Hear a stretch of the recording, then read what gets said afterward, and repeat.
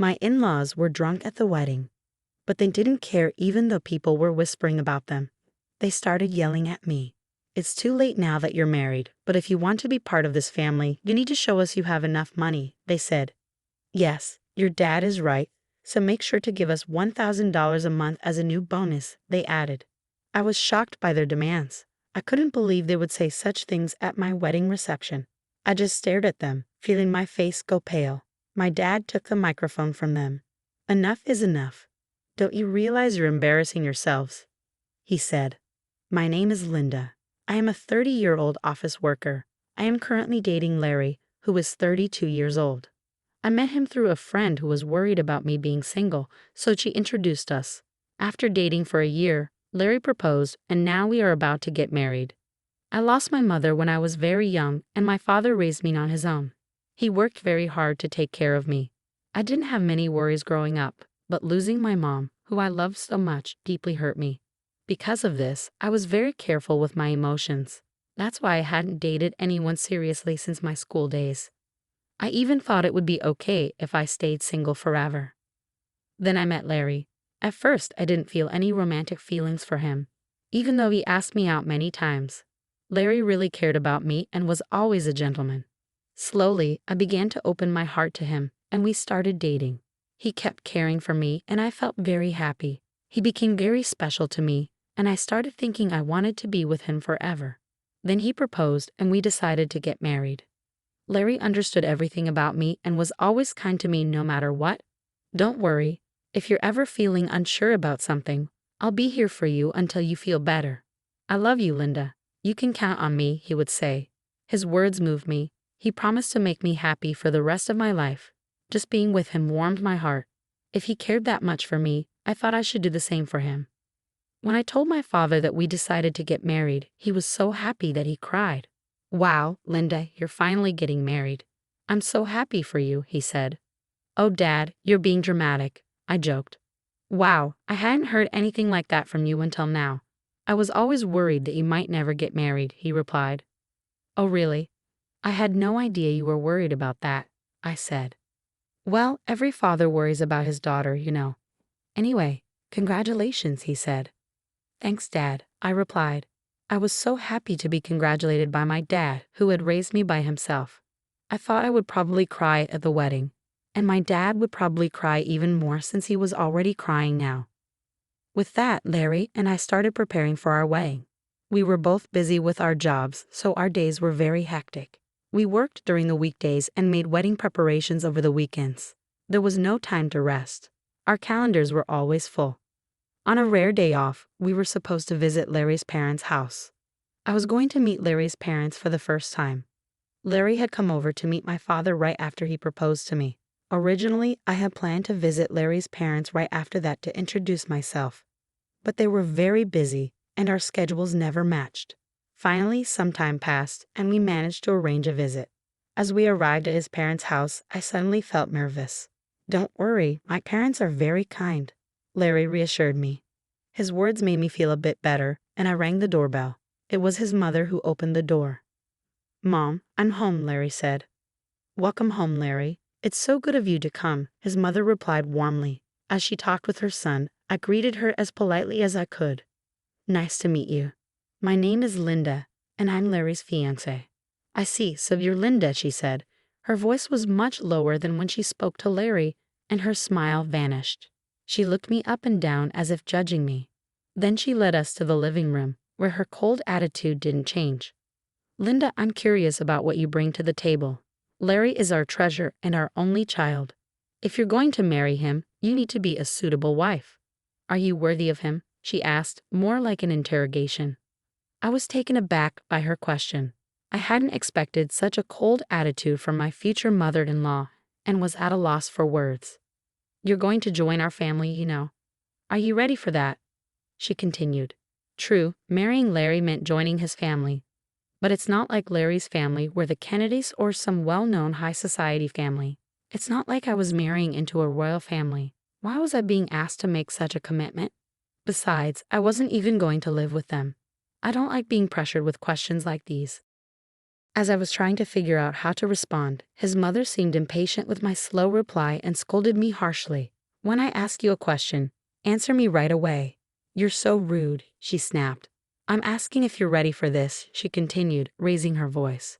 Despite feeling overwhelmed, I managed to say, "I hope that Larry and I will support each other in our marriage."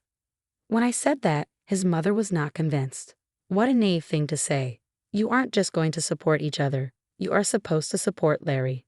It's your job as a wife to support your husband. You don't even understand the basics," she criticized. Then Larry's father, who was sitting next to her, intervened. "Honey, calm down." "Sorry about that, Linda. You must have been startled by my wife's words," he said, trying to ease the tension. "It's all right," I replied, trying to remain calm. His mother is very protective of her only son. Maybe she was just nervous and spoke without thinking. Just then, Larry's brother walked in. He spoke in a quiet, calm, and gentle tone. He seemed like a kind man, which gave me a moment of relief, but that relief was short-lived. With a smile on his face, he said the most unexpected thing. "What my wife says is actually justified. What concerns me the most is that you come from a single-parent family." "What do you mean by that?" I asked, confused. "Well, being raised by just one parent doesn't have a good public image. We can't be too happy to have such a person become the wife of our only son, can we?" he explained. "Hold on a minute," I said, unable to let this comment slide. "What is wrong with being raised by a single parent? My father worked very hard to raise me by himself. I am very thankful for my upbringing, and I am proud of my father. Being raised by a single parent doesn't make me any less valuable." But they still argued. "Since you were missing one parent, you couldn't have learned how to be a good wife, do housework, and such." I responded, "I did a lot of housework to help my father. I can also cook pretty well, so please don't say that." Despite my response, Larry's mother ignored what I said and finally stated, "I will allow you to marry Larry, but in exchange, you must promise to devote everything to us because we are Larry's parents. Can you promise me that?" I was shocked. "What? Since you came here to ask for our permission to marry our son, you do know what your duties are, don't you?" Before I could say more, he continued the conversation. I found that my in-laws had completely taken over the conversation, giving me little chance to respond. That night, as I thought more about the marriage, I decided to share my feelings with Larry. "Say, Larry, do your parents always talk to people like that?" "What about it?" Larry seemed unfazed. I was surprised that Larry didn't see anything wrong with what his parents had said to me. "Well, I mean the way your parents spoke to me and what they said," I tried to explain. "Oh really? Well, they were just talking about whether you were ready for this marriage. I get that your parents are worried about their son's marriage, but I feel like what your parents were saying was a bit too much." "Really? Why is that?" "My parents didn't say anything wrong. Besides, they've given us permission to get married, so don't worry about it." That's true, but I felt uneasy that Larry seemed to side with his parents more than with me. That was very troubling. I guess he realized I was feeling unsure because he gave me a hug. "Linda, you don't have to worry so much. My parents are just a bit upset because their only son is getting married," he said. He spoke as if he didn't fully support me. "It's all going to be fine. Don't overthink it. I'm sure they just want what's best for us. They want us to be as good of a couple as they are. That's why they were a bit harsh." "Oh really?" I replied, like he said maybe his parents have high expectations for us. But even if that's the case, I don't think it's right for them to belittle me because I was raised by my father. I don't think people who say such things make a good couple. We are the ones getting married, and we should be the focus, not their approval or disapproval. With that perspective, although I was still a bit upset, I decided not to dwell too much on his parents' opinions. Then the day of the wedding arrived. We had many guests, including our relatives, friends, colleagues, and bosses. I walked down the aisle with my father, who had raised me all my life. Larry and I exchanged our vows and rings. We were met with applause, and for the first time, I truly realized that I was getting married to Larry. I felt a happiness I had never felt before. As we walked into the reception hall, we made our way through the crowd, greeted by videos of us as part of the entertainment. It was a joyful time. I chatted with friends I hadn't seen in a while, and many people congratulated us. Despite my earlier worries about his parents, I was glad I had decided to marry Larry. I was glad we decided to have a memorable day. After the ceremony, we planned to officially register our marriage, and Larry and I would become husband and wife. I cherished every moment and felt so happy. Time flew by, and soon it was time for the final part of the event. The bridegroom and both sets of parents lined up to greet the guests. But I started to feel uneasy because of Larry's parents. We were all supposed to be standing in line, but his parents were wobbly on their feet. If you looked closely, you could see that their faces were bright red. They had drunk too much. Some relatives asked if they were okay. My in-laws were clearly drunk. But we had to wrap up the ceremony and get it over with. The moderator handed the microphone to me and Larry. Suddenly, Larry's mother snatched my hand away from him and yelled at me like a professional wrestler in the middle of a challenge.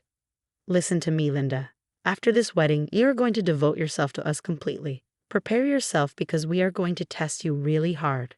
The guests started whispering to each other, and some even thought it was a joke and laughed. Then Larry's father grabbed the microphone. "Linda, don't you feel embarrassed to wear a dress like that?" "It doesn't suit you at all, dear. You should tell her the truth," his mother chimed in. As expected, the whispers among the guests changed in tone. I looked at Larry, hoping he would stop his father's rude comments, but Larry said he couldn't do that and that his parents weren't doing anything wrong. It became clear he would never protect me from his parents in the future. That was the moment I realized it. I was certain of it even as the hall buzzed around us. My in-laws were drunk and continued to insult me. "Well, you're already married, but if you're going to be part of this family, you need to prove that you have enough money," they said. "Yes, that's right," they continued. "After you register your marriage at the city hall, you should give us a few thousand a month and your entire bonus." I was shocked by their words. I never thought they would say such things at our wedding reception. I just stared at them, feeling my face go pale. My father took the microphone from them. "Enough of this. Don't you realize you're making fools of yourselves?" he said, though still showing some respect. His parents glared at my father. "Why are you interrupting us while we're talking?" I knew this woman's father was no good. "Single parents are never any good," they said. How dare they insult my father? I thought. My father, keeping his cool, replied, "You people are even worse than I imagined. You even refuse to meet me because I am a single father. I never thought that someone like you would work for President Scott. President Scott is such a respectable person. I assumed his employees would be decent as well." At that, my father-in-law's face turned very serious. How do you know President Scott?" "He's a business partner of my company and, more importantly, an old friend of mine," my father explained. "And speaking of single parents, President Scott was raised by his mother alone. So you just insulted the president of the company you work for." Seeing my in-laws' faces fall at my father's words, I realized they finally understood the mess they had gotten themselves into. "I apologize, sir. Please don't tell the president about this," my in-law pleaded, suddenly falling to his knees.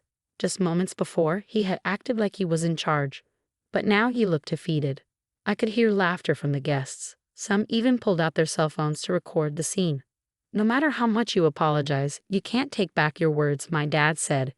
He walked over to me and asked if I wanted to go home with him. I said yes and took the microphone from Larry's hand. "Thank you for the great entertainment, but there will be no marriage," I announced to Larry and his parents and to everyone who attended. "I will make sure to return the money you gave us for this occasion." Then I left the reception hall with my dad.